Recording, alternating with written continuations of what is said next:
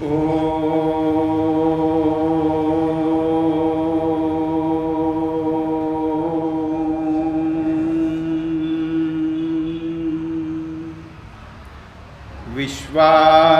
देव सवितरदुरितानि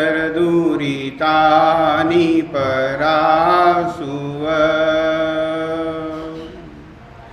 यद्भद्रं तन्न आसुव।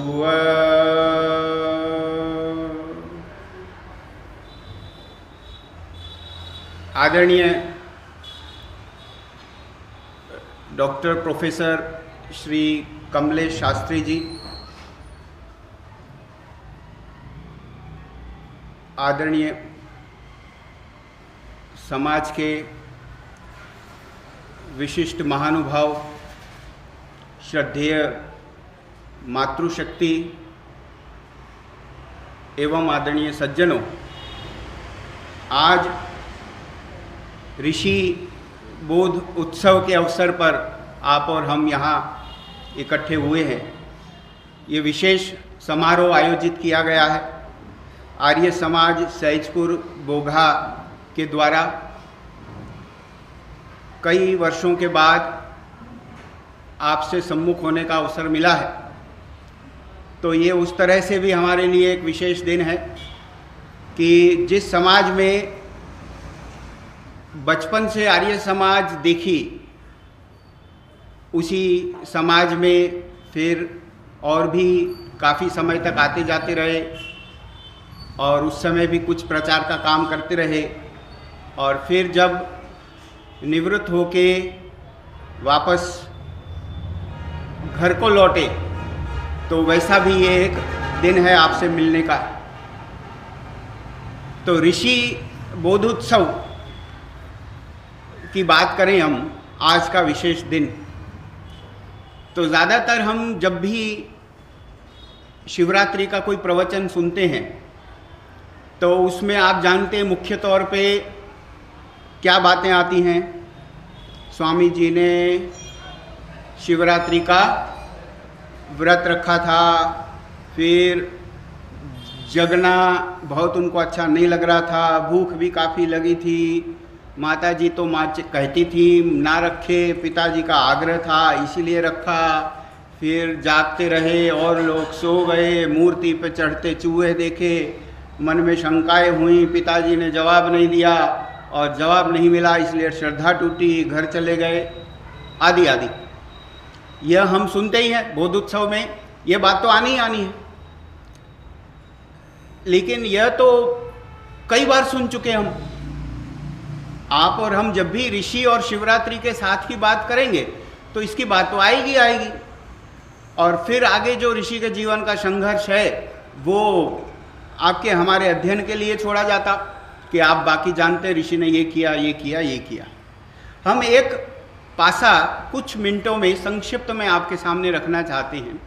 देखो आप में से किनको वो बात उपयुक्त लगती है और आगे उस पर विचार करने योग्य लगती है।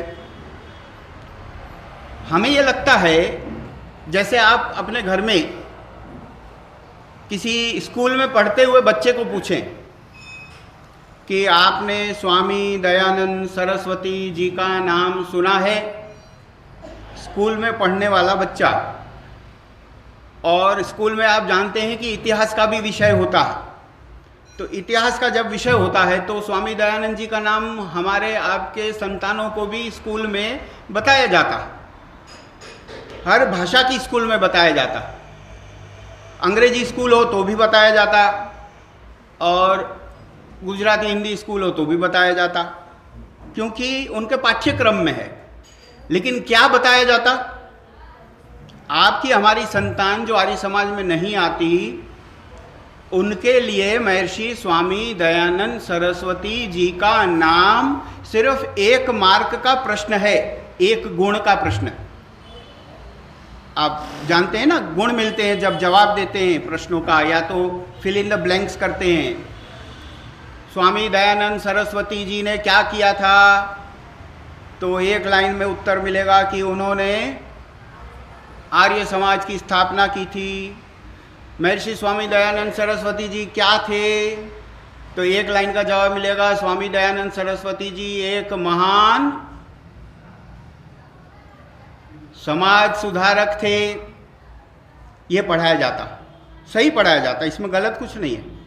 स्वामी दयानंद सरस्वती जी एक महान समाज सुधारक थे ही, बिल्कुल महान नहीं, उस समय के महानतम समाज सुधारक थे, बिल्कुल ठीक बात। लेकिन जो बात हम कुछ प्रस्तुत करना चाहते हैं वो ये चाहते हैं कि जब वो बच्चा बड़ा होता है, आर्य समाजी परिवार है, अगर आने जाने वाला है, कभी आ जाता है तो थोड़ा बहुत ज़्यादा भी सुन लेता है ऋषि के बारे में, नहीं तो बस उसके मगज में इतना ही रहता है कि स्वामी दयानंद सरस्वती जी समाज सुधारक थे।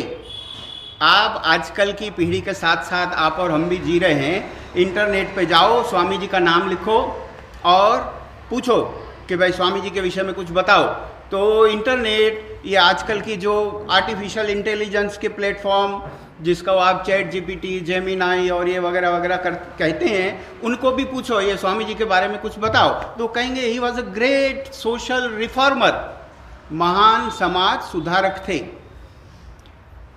मेरा ये मानना है कि स्वामी जी की पहचान ग्रेट सोशल रिफॉर्मर देना ये बहुत छोटी पहचान है, बहुत कम बताया। समाज सुधारक थे, इस बात की बिल्कुल मना नहीं है, बड़े उच्च कोटि के समाज सुधारक थे। आज के समाज की परिस्थिति उनके जाने के 150 साल बाद भी उनके समाज सुधार से प्रभावित है। आपका हमारा आज का जीवन आर्य समाजी ना हो तो भी स्वामी जी के काम से प्रभावित है, उसकी बात हम अलग से कर सकते हैं। लेकिन हमारे हिसाब से अगर आप शहीद भगत सिंह की बात करो और किसी छोटा सा कोई उन्होंने काम किया था अपने जीवन में, वह सिर्फ उतना ही बताओ, और उनको फांसी हुई थी ये नहीं बताओ, ये कैसे चलेगा?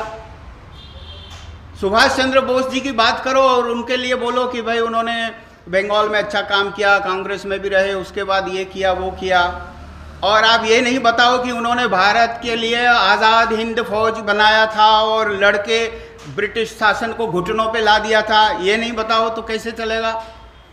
किसी का कद छोटा हो जाएगा अगर छोटी बात बताएंगे तो इसका मतलब ये हुआ कि स्वामी जी की पहचान इससे बड़ी है, जो हम भी ज़्यादा कहते नहीं, स्कूल भी कहते नहीं, और कॉलेजों में भी नहीं पढ़ाया जाता, यूनिवर्सिटी भी वैसा नहीं पढ़ाती। स्वामी जी की पहचान क्या होनी चाहिए?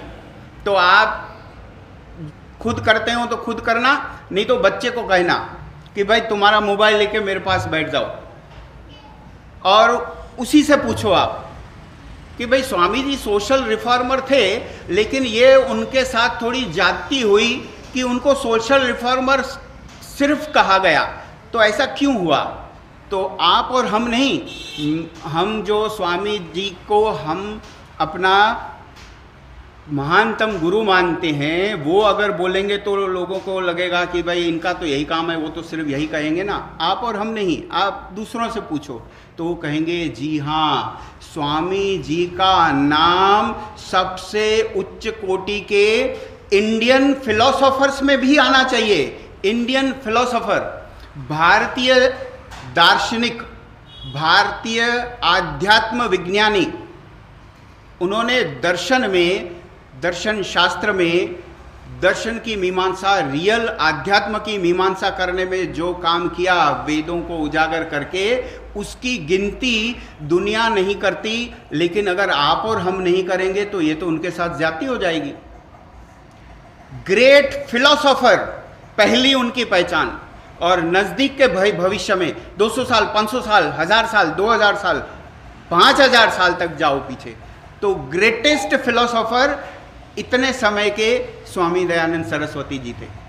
अपना खुद का दर्शन नया नहीं प्रस्तुत किया, लेकिन जो गढ़ गया था, जो वेदों का दर्शन समाज के सामने नहीं आता था, विलुप्त हो गया था, उसको सामने ले आए स्वामी दयानंद सरस्वती जी। एक आपको अगर छोटा सा प्रमाण दें हम, कि फिलोसॉफी शब्द तो आपने सबने सुन रखा। फिलॉसॉफी माने दर्शन शास्त्र, आध्यात्म विज्ञान, उसको फिलॉसॉफी कहते हैं। आपको पता है कि फिलॉसॉफी कॉलेजों में भी पढ़ाया जाता है। फिलॉसॉफी में आप बीए एमए कर सकते हैं, bachelor of arts philosophy, master of arts philosophy. तो जब वो फिलॉसॉफी पढ़ने व्यक्ति जाता कॉलेज में तो उसको क्या पढ़ाते? उसको दो फिलॉसॉफियाँ पढ़ाते। एक पढ़ाते पश्चिम की फिलॉसॉफी, वेस्टर्न फिलॉसॉफी, और दूसरी पढ़ाते भारतीय फिलॉसॉफी, भारतीय दर्शन, पाश्चात्य दर्शन और भारतीय दर्शन। पाश्चात्य दर्शन में तो पश्चिम के विद्वानों के विषय में पढ़ाया जाता है, एरिस्टोटल, सोक्रेटस, प्लेटो और कांट और ये और वो, बहुत से नाम हैं। उन्होंने ये कहा, ये मानते थे, ये ऐसा मानते थे, ये ऐसा मानते थे, ये सब पढ़ाया जाता। भारतीय दर्शन में क्या पढ़ाया जाता, ये आपके हमारे लिए मुख्य है। आज ऋषि के बोध दिवस पे विशेष भारतीय दर्शन में भी दो भाग किए उन्होंने, दो भाग किए। एक किया आस्तिक आध्यात्म, आस्तिक दर्शन। आस्तिक माने जो ईश्वर की हस्ती को मानता है, भगवान को मानता है, वो आस्तिक दर्शन। और एक दूसरा बनाया नास्तिक दर्शन। नास्तिकों का भी दर्शन होता है, सोचने वाली बात है। नास्तिक की भी फिलॉसफी होती है सर, हजारों की किताबें मिलती हैं। वो प्रोफेसर लाखों की पगार लेते हैं जो नास्तिक फिलॉसफी भी पढ़ाते हैं। तो दो फिलॉसफी पढ़ाई जाती है, उनके पाठ्यक्रम में है, वो पुस्तक पढ़नी पड़ती है उनको, आस्तिक दर्शन और नास्तिक दर्शन।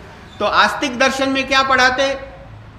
यही सब जो 6 दर्शन आप और हम बोलते रहते सुबह शाम, सांख्य, योग, न्याय, वैशेषिक, वेदांत, मीमांसा, ये 6 के 6 यही के यही। ये आपकी हमारी सिर्फ आर्यों के दर्शन नहीं है, ये वेद वांग्मय के दर्शन है, मूल ज्ञान वेदों का, और ये इसके 6 दर्शन हैं। और इसके साथ और भी काफ़ी साहित्य है। तो ये 6 दर्शन वो पढ़ाते, चलो वहाँ तक भी कोई प्रॉब्लम नहीं है।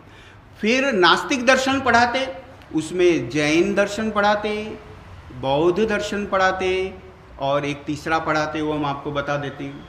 तो आप देखो, हम और आप नहीं कहते, पाठ्यक्रम कहता कि जैन मत क्या है, नास्तिक है। हमने आपने आरोप नहीं लगाया, जैन मत को नास्तिक माना जाता है, ये किताबों में है, छपी हुई किताबों में, सरकारी कोर्स में है। और बौद्ध मत नास्तिक है, ये भी है, ठीक है। और एक तीसरा मत आपने सुना होगा, चारवाक दर्शन। चारवाक का नाम सुना है? चारवाक का नाम सुनते ही कई लोगों को बड़ी गुदगुदी होती है, बड़ा अच्छा लगता, मज़ा आता। क्यों? चारवाक एक नारा दे के गए थे, एक स्लोगन दे के गए थे, और वो कईयों को अच्छा लगता। और वो ये कह के गए थे कि भाई कुछ भी हो, मज़ा करो जीवन में, पैसे ना हो तो उधार लो, लेकिन घी पियो। देना किसको है? भगवान होते नहीं, आने वाला जन्म होता नहीं। ऋणम कृत्वा घृतम पिबेत, ऐसा उनका नारा है। तो जब चारवाक का लेक्चर चलता यूनिवर्सिटी में तो बच्चे बड़े खुश होते, बोले अच्छा दमदार आदमी था उस जमाने में, देखो लिख के गया, और सदियों पहले लिख के गया, और आज तक हम उसका नाम ले रहे हैं। उल जुलूल बात बता के गया, उसका दर्शन पढ़ा जाता। लेकिन अब आगे जो मुख्य बात है, ये 6 दर्शन, ये 3 जो विषय हैं नास्तिक दर्शन के और पाश्चात्य दर्शन, ये पूरा पढ़ाते हुए वो कहीं महर्षि स्वामी दयानंद सरस्वती जी का नाम नहीं लेते, कहीं नहीं लेते। हमारे आपके सिलेबस में है ही नहीं वो, फिलॉसफी के सिलेबस में। कितनी भयंकर महाभूल है। होना ये चाहिए था कि महर्षि स्वामी दयानंद सरस्वती महानतम आध्यात्म विज्ञानी होने से, महानतम दार्शनिक पिछले कई हजार वर्षों में हुए ऐसे होने से, उनका दर्शन भी पढ़ाया जाना चाहिए। उनके दर्शनों के विषय में क्या मत थे, उनके जैन बौद्ध के विषय में क्या मत थे। और चारवाक का तो आप सत्तार प्रकाश खोल के देखो, क्या चिट्ठा खोला है स्वामी जी ने, इस हर विषय पे स्वामी जी बोल के गए हैं। तो ये आपकी और हमारी और आर्य समाज की, देश के जनता की विफलता है कि महर्षि स्वामी दयानंद सरस्वती जैसा सूर्य 150 साल पहले चला गया, लेकिन आज तक हम वो उनकी उपयुक्त जगह उनको नहीं दे पाए। समाज उनको अभी तक पहचान नहीं पाया और सिर्फ छोटी छोटी बातें करता रहता कि समाज सुधार करते थे, शिक्षा उनके कारण हुई और दूसरे कई सारे काम हुए। तो जब बहुत बड़े आदमी के छोटे छोटे काम गिनाओगे ना, तो घर में उसकी इज्जत भी उतनी ही होगी, आने वाली पीढ़ी भी उसकी उतनी इज्जत करेगी कि यार ठीक है, ये वाले काम करते थे, और भी तो थे, और उनके साथ और कईयों का नाम भी लिया जाता, ये भी समाज सुधारक थे, ये भी थे, ये भी थे। हाँ जी थे, हम मना नहीं करते, लेकिन ये क्या थे, यह बात भी आनी चाहिए। तो अगर हम खुद को ऋषि की संतान मानते हैं, तो आज के ऋषि बोध उत्सव पे एक मन में प्रण लेवें कि महर्षि स्वामी दयानंद सरस्वती जी ने आध्यात्मिक जो जो बातें कही हैं उनको हम सीखेंगे, पढ़ेंगे और उसकी बात करेंगे और उसका प्रचार करेंगे। और लोगों को पता लगना चाहिए कि स्वामी दयानंद सरस्वती जी सिर्फ ये काम नहीं करके गए, लेकिन इससे बड़े बड़े काम भी करके गए हैं। और आर्य समाज का नाम भी सिर्फ शादी कराने वाले मंडप की तरह ना हो, लेकिन आध्यात्म का ज्ञान परोसने वाली संस्था जैसा नाम होना चाहिए। यह काम आपको और हमको करना है। महर्षि स्वामी दयानंद सरस्वती जी का जन्मदिन गया 2 से 3 दिन पहले, और आज उनका आध्यात्मिक जन्म, आत्मिक जन्म या मानसिक आप उनका जागरण कह सको, वैसा बोध दिवस है। तो इस बोध दिवस पे ये बड़ी मुख्य बात है आपके हमारे लिए। इस छोटी सी बात को मैं आपके समक्ष रखना चाहता था, और यही बात कह के इस पर आगे आप चिंतन मनन करेंगे। इसी निवेदन के साथ मैं अपनी वाणी को विराम देता हूँ, और हमारे मध्य में जो और विशिष्ट विद्वान भी उपलब्ध हैं उनकी वाणी का हमको लाभ लेना है। आदरणीय डॉक्टर प्रोफेसर श्री कमलेश जी शास्त्री जी से मैं निवेदन करता हूँ कि वो हमें अपनी वाणी से लाभान्वित करें।